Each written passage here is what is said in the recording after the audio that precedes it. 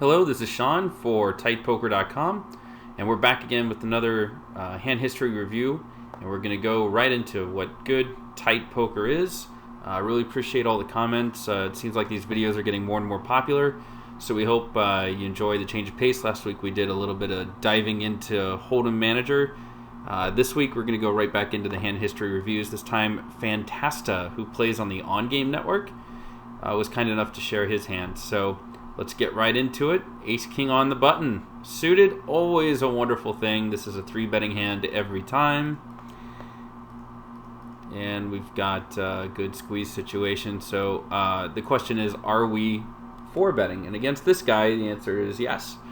He's 3-betting 18%. He's a 19-16, which for full ring is pretty loose and pretty aggressive. So, you know, against this kind of guy on the button, we're 4-betting and getting it in.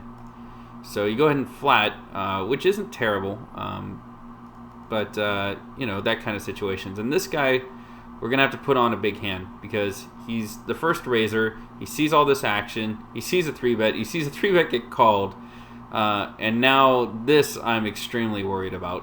So this guy flats, and so at this point with Ace King suited, you figure it's a coin flip or bust because he's not doing that with Ace Queen. You know, what are you doing this with? What is he doing this with? You know, you're kind of, yeah, he's a 42-25, but still, nobody's doing this unless, you know, you have a read. And let's just say you didn't have a read like that, where you just absolutely knew this guy's doing it with, like, Jack Queen suited.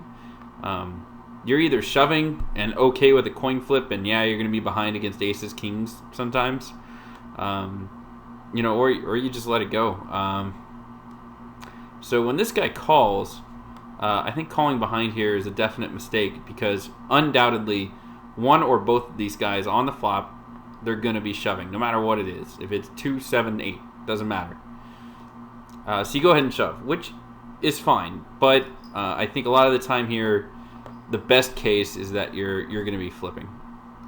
He calls, and this guy calls. Wow. Aces, so I had that right, and this guy gets in real weak, ace queen. Unfortunately, there's no side pot here really for you to win.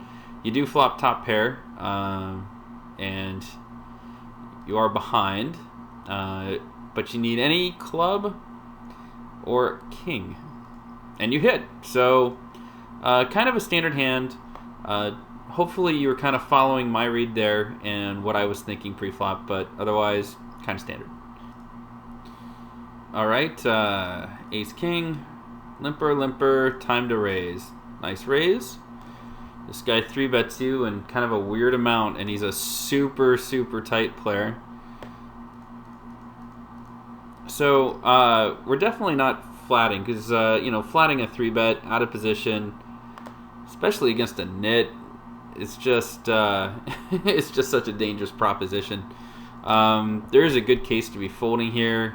It's either, you know, if this guy 4-bets, folds to 4-bets a lot, go ahead and 4-bet him. I'm trying to find that. His 4-bet range is nothing. We don't have any fold to 4-bet numbers on him. But a 16-7, he 3-bets 7% of the time, which, you know, you're definitely ahead of. So let's see what you do. You go ahead and flat, which I didn't like. It was either basically fold or 4-bet. And you airballed, and so you're checking, and he's firing again. So I don't think, I mean, if you shove bluff, you know, good for you, but I just don't think this situation's any good for you because he's not letting go of 10s or jacks or queens, certainly, or maybe even 9s. And you're just kind of hoping he has ace queen, or even ace king. And you go ahead and call here. This is, again, maybe you were tilting, but this is looking like a really bad situation because at this point, you can't figure you're really ahead and you're just kind of hoping to hit one of 6 outs. The 6, again, this is check fold. He shoves and you call. So I'm guessing this might have been a tilted play because a tight player like this is just not doing this with air, which is the only thing you have beat. I mean, pocket 3s has you beat here. So although he might be bluffing with the best hand. He goes ahead and shows you jacks. And that was that. Okay, sixes, under the gun and full ring, I typically fold, and I play pretty dang nitty. 13-8 is super nitty. I play, a little bit stronger than that in full ring, but there's a good case and a lot of arguments on forums that say, you should be folding basically sevens and under when you're under the gun. You go ahead and raise, which, is the better play than just limping there. And you get a bunch of flatters. And you hit top set. So this is kind of a wet board. It's not tremendous because, it's just kind of a weird 2, 5, 6. But certainly one you want to be c-betting because even overcards are not folding when you c-bet here. So good job with the c-bet. And you get a call and you get a raise. And this is just free money at this point. So you shove in and you get 2 callers. So that's good. One shows queens. All right. He's terrible.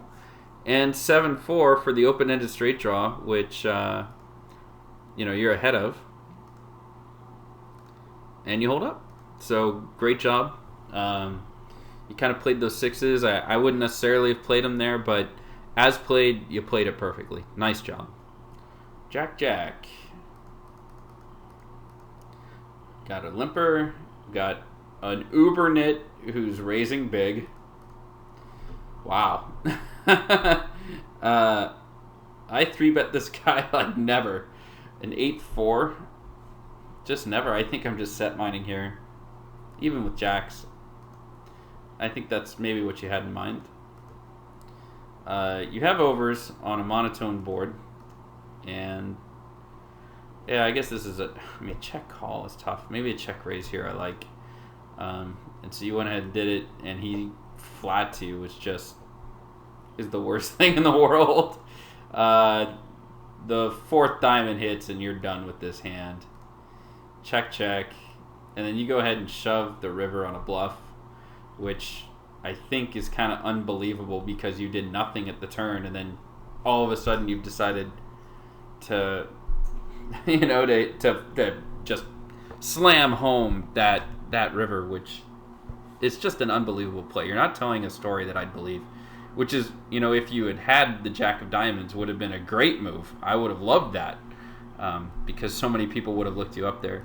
But he goes ahead and flats you, and I'm guessing he either had a diamond or, a set of aces. So he was kind of a hero call there, but I think the time to make that shove bluff was the turn.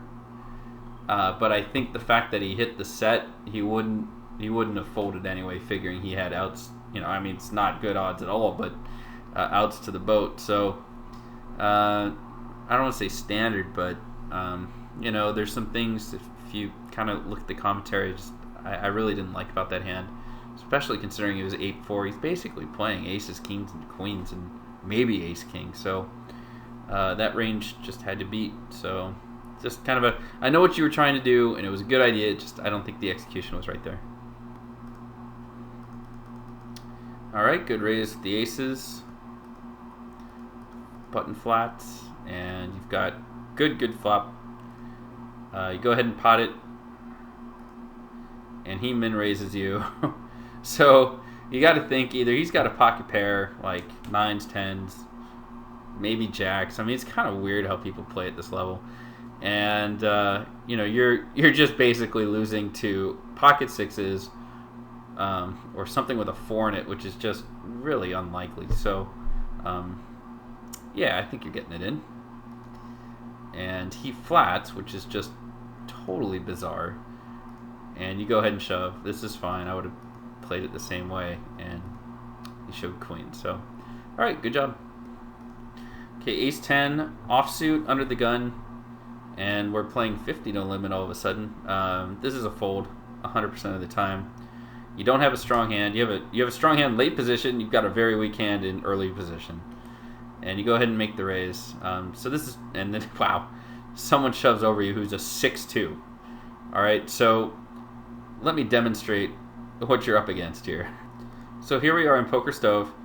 You're ace 10, and then 2% is jacks and better. So jacks, queens, kings, and aces. Not even ace king makes this. So you've got like terrible equity against this guy. he's just crushing you.